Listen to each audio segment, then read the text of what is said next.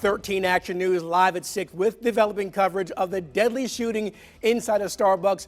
Chopper 13 fast and first over the scene. Police taking the man at the center of the chaos into custody. We have team coverage of this terrifying situation. 13 Action News reporters Marty Glazer and Dina Lazara both out there live right now. Let's go first to Marty. What can you tell us?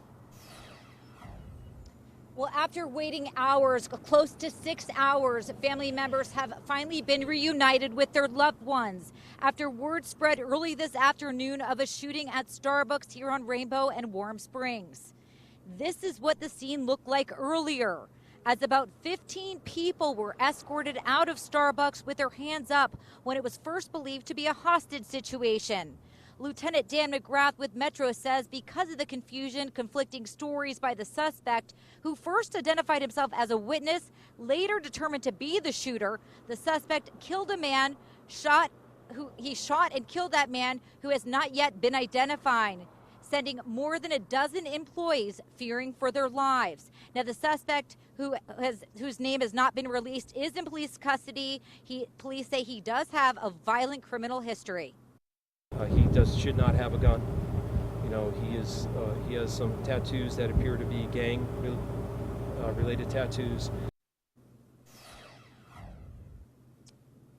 Now, no other injuries have been reported, but police did praise Starbucks and the patrons who were in Starbucks for their bravery and courage, and said that since police, of course, love Starbucks and coffee, they'll be back personally to thank them in person. Reporting live, Marty Glazer, 13 Action News.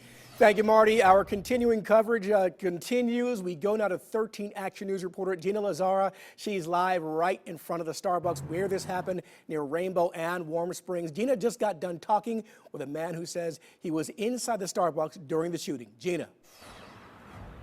Yeah, Christopher, like you said, we are still the only media in front of the Starbucks right here where we can see investigators interviewing witnesses, trying to put the pieces of the puzzle together. Moments ago, I interviewed a guy who says he was inside Starbucks when this all went down. Between his testimony and what police are saying, it sounds like there was a few minutes of complete chaos inside the coffee shop. Calls initially came in about this being a hostage situation because of the way witnesses described laying on the floor while the suspect was screaming and yelling and shooting his gun.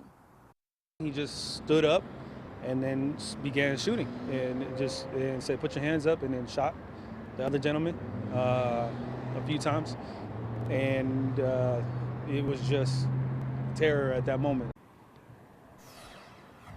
Now, that man you just heard from says he ran over to the victim to try and perform CPR and save his life, but was unsuccessful. Now, coming up in about 30 minutes, hear how this homicide could have actually turned far more deadly. Reporting live, Gina Lazara, 13 Action News. Thank you, Gina. New at 6, we are getting a chance to hear the calls between the first responders as those frightening first moments unfold. The info that we're getting right now is everybody besides our victim, who's possibly 419, is in the store.